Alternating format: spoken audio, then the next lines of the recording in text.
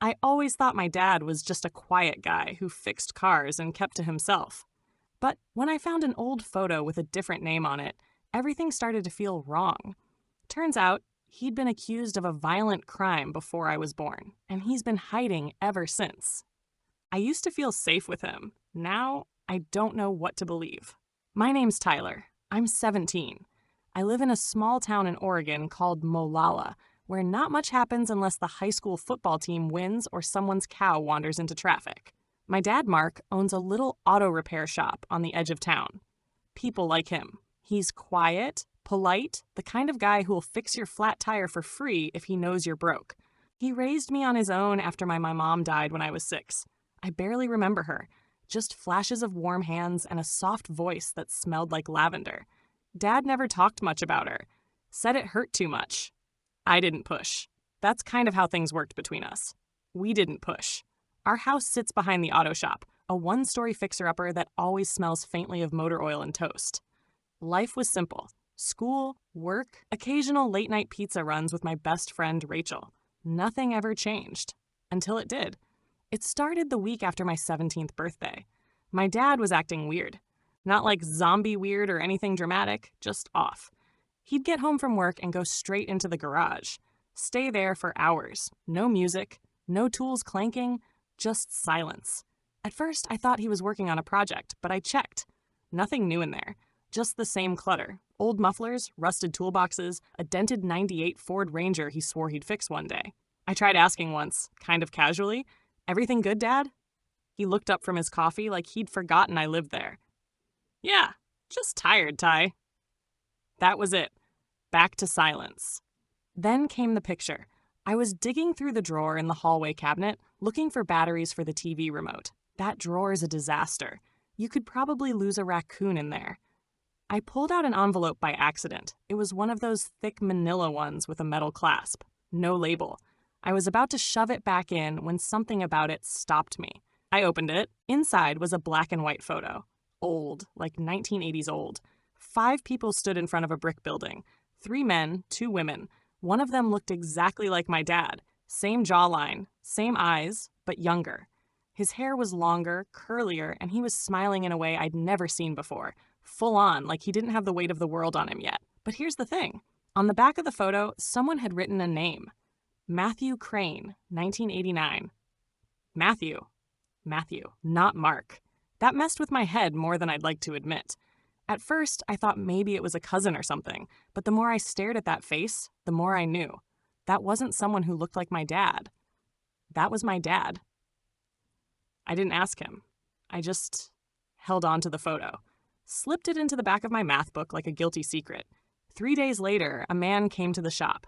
I was there, doing my usual Saturday thing, sweeping up and pretending to look busy. Dad was under the hood of a Buick when this guy walked in. He looked like someone out of an old crime show. Slacks, button-up shirt, leather jacket even though it was 80 degrees. Balding. Maybe in his 50s. He said, "Mark Harper?" Dad didn't even look up, just muttered, "Closed today." The man smiled, but it wasn't friendly. "Name's Carl. I'm just passing through. Thought I'd say hi." Dad froze. I swear, he just stopped moving, then slowly stood up, wiping his hands on a rag like he needed a minute to figure out what to say. "Haven't seen you since. What, 93? The man continued. "Didn't expect to find you here. Nice setup?" "Real quiet?" Dad nodded once. "You've got the wrong guy." Carl chuckled. "Still lying like a pro, huh?" I was just standing there, watching all this happen, broom in hand, feeling like I'd walked into a scene I wasn't supposed to hear. Dad didn't say anything else. Just walked past me and opened the door. "You need to leave." Carl didn't argue. He looked at me as he left. A long look, then back at Dad. "You should tell him, before someone else does." Then he was gone. That night, Dad didn't come to dinner. I made grilled cheese for myself and ate it on the porch.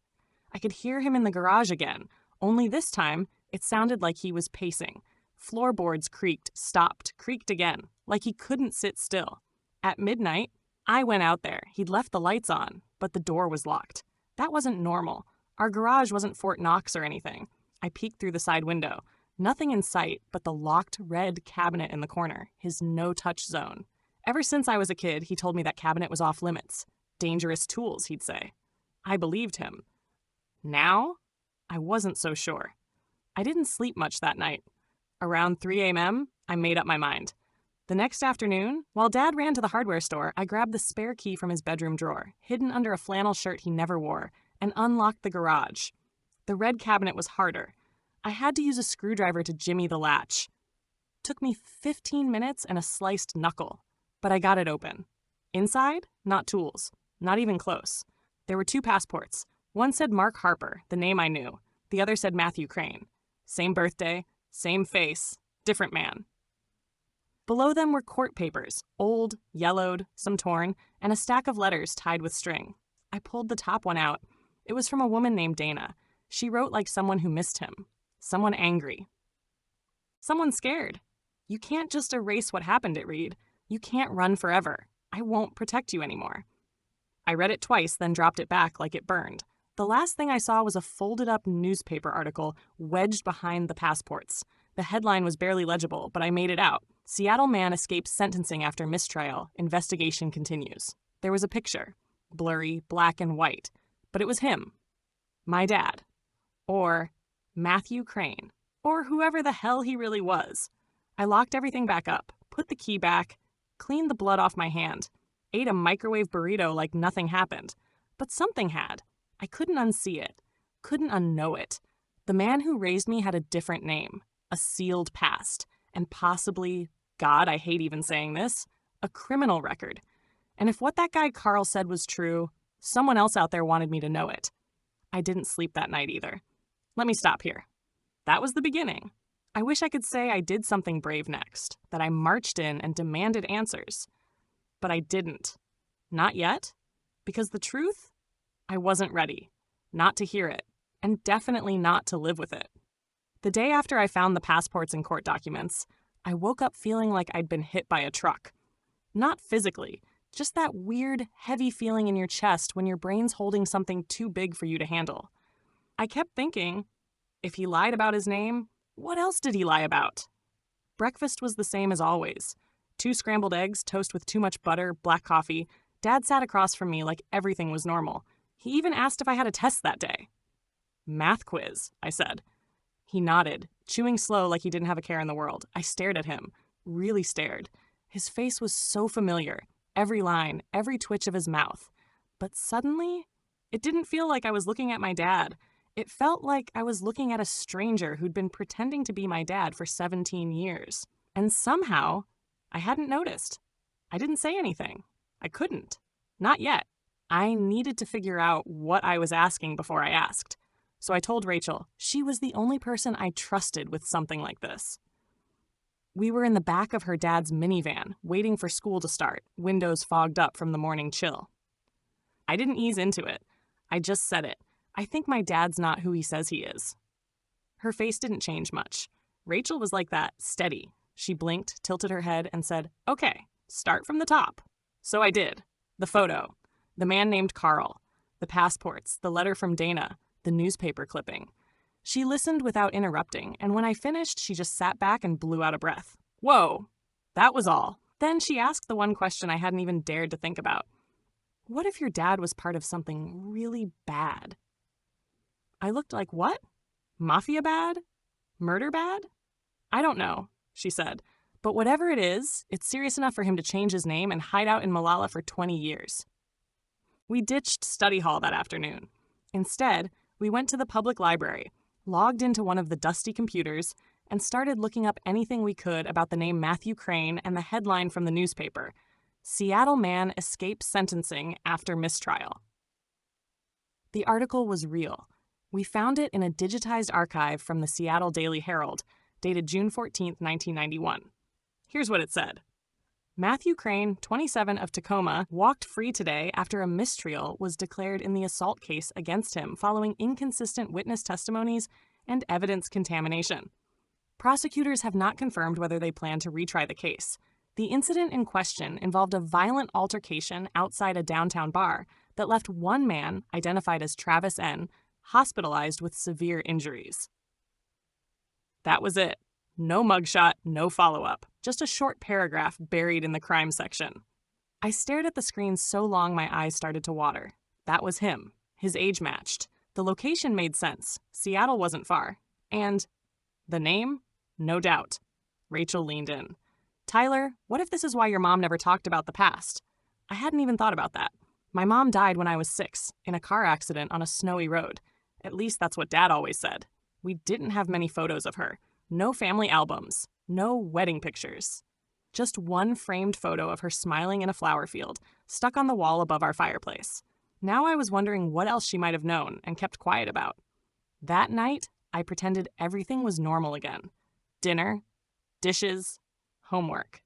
But at around 10 p.m., when I heard my dad in the shower, I snuck into his room again. I didn't take anything. I just checked. The red cabinet was locked, same as before. The passports and papers were still inside, I was sure. But the letter from Dana? Gone. He knew I'd seen it, and he'd started covering his tracks. 2 days later, I made the worst phone call of my life. I called Aunt Denise, Dad's sister. We'd only met her once when I was 10. She lived in Seattle, ran a bookstore, sent me a birthday card most years. But I remembered her laugh. Loud and real. She was different from Dad, more open, more expressive. I called the number on the card she sent me last year. She answered on the second ring. Denise Harper. Hi, I said. It's Tyler. Silence. Then Tyler? Her voice softened. Oh, sweetie, I haven't heard your voice in years. I swallowed. Can I ask you something about my dad? Long pause. I'll try, she said carefully. Is his real name Matthew Crane? Another silence, but longer this time. I could hear her breathing, steady but tense. I knew this day would come, she said. I waited. Listen, Tyler, she said. There are things your father should have told you, but he didn't, and it's not my place to unload all of it. Was he in trouble? She exhaled like she was trying to choose her words carefully. He was involved in something complicated. There was a fight. Someone got hurt. He went to trial. It was all over the news for a little while. Why'd he change his name? Because after the mistrial, things didn't get easier. He started getting threats. People thought he got off easy. Someone broke into his apartment. He left Seattle and never looked back. Did he do it? That question came out sharper than I meant. Aunt Denise didn't answer right away. I don't know. I wasn't there. But I do know he changed after it happened, like he was carrying something heavy the rest of us couldn't see. I hung up after that. I didn't know what else to say. She didn't sound angry, just tired. And now I was stuck. My dad might have been innocent. Or maybe he wasn't. Maybe he'd gotten away with something. Maybe he'd spent the last 2 decades trying to bury it. And I was the idiot who just dug it back up. A week passed. I tried to pretend I didn't know any of it. Tried to be normal, but it ate at me. Every time I looked at him, I wanted to scream. Why did you lie to me? I started pulling away. I skipped helping at the shop, stayed late at school, ate dinner in my room. He noticed, but didn't push. Then one night, he knocked on my door. Can I come in? I didn't answer, but he came in anyway. He sat down on the edge of my bed, said nothing for a full minute. Then, where did you find it? My stomach clenched. Find what? He looked at me. Not angry, just tired. The same kind of tired Aunt Denise sounded on the phone. The cabinet, the passports, the letter. You saw it all, right?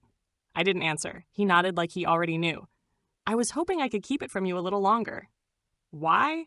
I asked. Why hide it at all? Because I didn't want you to grow up with that version of me, he said quietly. I wanted you to know the man I became, not the man I was. I almost told him everything then. About Rachel, the library, the phone call to Denise. But something stopped me. Instead, I asked, did you hurt that guy? The one from the article? He didn't flinch, but he looked down at his hands. I did, he said, but not like they said. He attacked someone I cared about. I stepped in. It got ugly. The rest spiraled out of control. My throat felt tight. Why didn't you tell me? He looked at me, eyes sad, voice steady, because I didn't want you to grow up thinking violence solved anything. I didn't want you to carry my mistakes. I wanted to believe him. God, I did. But the thing is, once someone lies to you like that, really lies, it's hard to believe anything again. That night, I stared at the ceiling for hours. I wasn't sure what to do next. He'd told me the truth, or part of it. But now that I knew, I felt like I was holding something radioactive. Like just knowing made me unsafe. What if someone else came looking for him? What if that guy Carl came back? The worst part? I wasn't even sure who I was mad at anymore. Him? Or myself, for not seeing it sooner. It's a weird feeling when your entire view of someone shifts, and yet they're still standing right in front of you, doing normal things like making coffee or fixing the screen door. That's how it felt living with my dad after he told me the truth, or at least his version of it.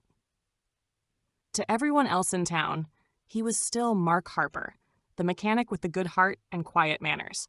To me, he was Matthew Crane, the guy who got into a brutal fight outside a Seattle bar, walked out of a courtroom on a technicality, and ran away from his old life. But here's the thing. Just because someone finally tells you the truth, it doesn't mean the story makes sense. And I needed it to make sense. Rachel kept urging me to talk to him more. She said if he'd opened up even a little, there might be more he was willing to share. But I couldn't bring myself to sit down and ask, "Hey, Dad, tell me more about the time you almost went to prison." I didn't know how to live in the same house with him and interview him at the same time. So I decided to do something else. I decided to follow him. It wasn't as sneaky as it sounds, okay? He told me he was heading out of town one weekend to visit a guy in Bend about some parts. But he left too early, like way early. And he took his old duffel bag, the one I'd only seen once before when we went camping 5 years ago. He hadn't touched it since. Something was off. So I borrowed Rachel's mom's old Toyota and followed him. I stayed about 3 cars behind and kept the music off. My heart was pounding the whole time like I was doing something illegal. Technically, I guess I was, but I couldn't help it. I needed answers. He didn't go to Bend. About 90 minutes outside Molalla, he pulled off into a small town called Oak Ridge. Population maybe 3,000. There wasn't much there. A gas station, a diner, a post office. He didn't stop at any of those. He drove straight down a gravel road and parked beside a locked gate in front of a wooded path. I watched from a safe distance as he pulled out a key, unlocked the gate, and walked in on foot with the duffel bag over his shoulder. No hesitation, like he'd done it 100 times. I waited 10 minutes, then followed on foot, staying as quiet as possible.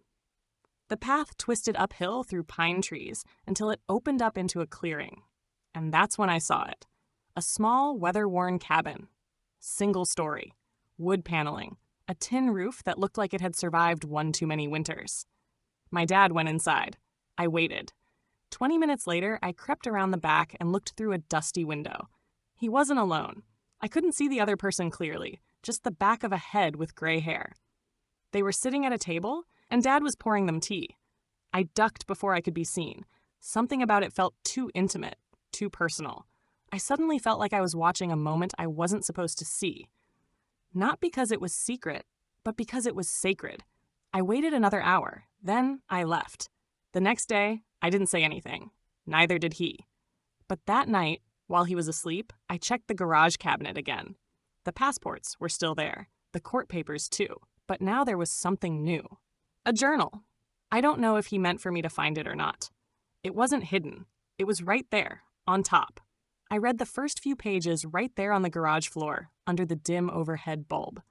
October 3rd, 1991, I never thought I'd write again. But the nightmares haven't stopped. The man I hurt, Travis, wasn't a stranger. He was Dana's ex. I didn't mean to go that far. I swear I didn't. But when I saw him grab her like that, something broke in me. I lost control.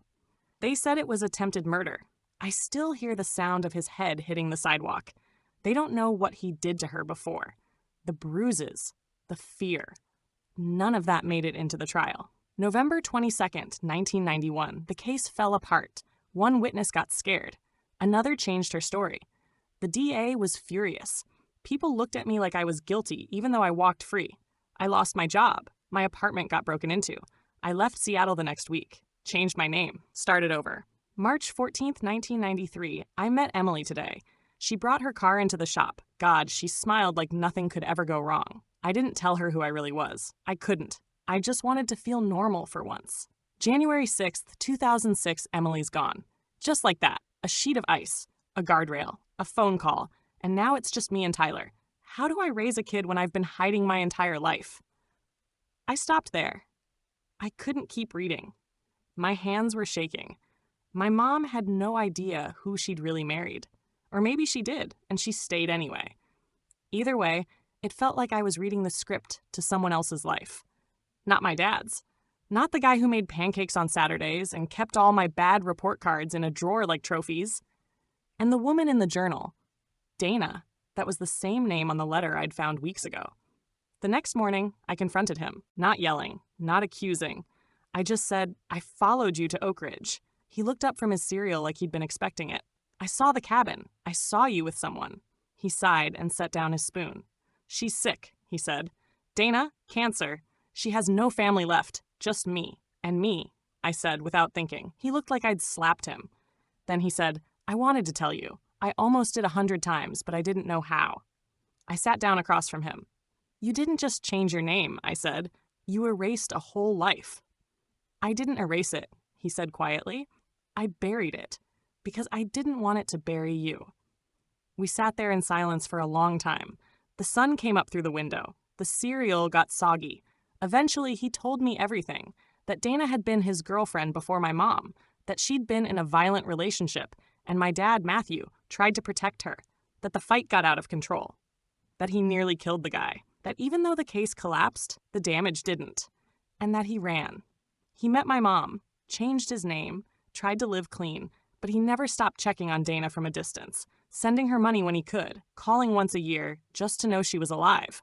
"She never forgave me," he said, "but she never exposed me either." "Why?" I asked. He gave a weak smile. "Because I didn't lie about why I did it, just who I was after."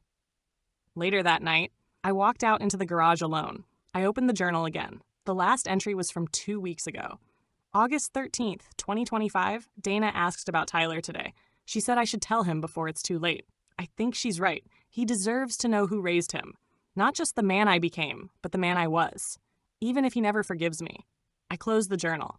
And for the first time in weeks, I didn't feel like I was drowning in secrets. I felt heavy. Yeah, but grounded. At least now I knew the truth. I thought knowing the truth would make everything easier. It didn't. If anything, it made things heavier. It was like carrying a backpack full of bricks that no one else could see.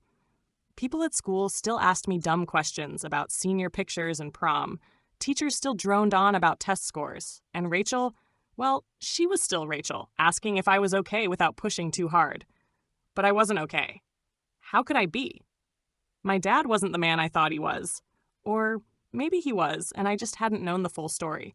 That was the part I kept getting stuck on. He never stopped being a good dad, but he'd also once been a violent man, a liar, a fugitive, technically. And yet, every single memory I had of him was wrapped in kindness. It didn't add up. The day I visited the cabin alone was overcast. It felt fitting. I told Rachel where I was going, and she offered to come, but I said no. This was something I had to do on my own. When I got there, the gate was unlocked. I walked up the path, leaves crunching under my shoes, the smell of pine thick in the air. I expected to feel nervous, but I didn't. Just quiet. The cabin door was open. Inside it was simple. A wood stove in the corner, 2 chairs, a little table, a stack of books, an old radio. And Dana. She was sitting in the chair by the window, wrapped in a blanket, reading a paperback with a torn cover. Her hair was thinner than I remembered from the photo in the garage, but her eyes were sharp. When she saw me, she didn't look surprised. "You're Tyler," she said. I nodded. "Yeah." She smiled, a tired, knowing smile. "I wondered when you'd show up. We didn't talk about my dad at first. We talked about books, the weather, her tea kettle, which apparently only worked if you slammed it against the sink twice. Then, without warning, she said, he never forgave himself, you know." I looked up. "For what happened to Travis?" "For all of it," she said. "Not just the fight. The running, lying, starting over. Your mom never knew, right?" I shook my head. "I don't think so." "She was kind," Dana said. "I never met her, but I saw pictures. She looked like someone who believed in clean slates."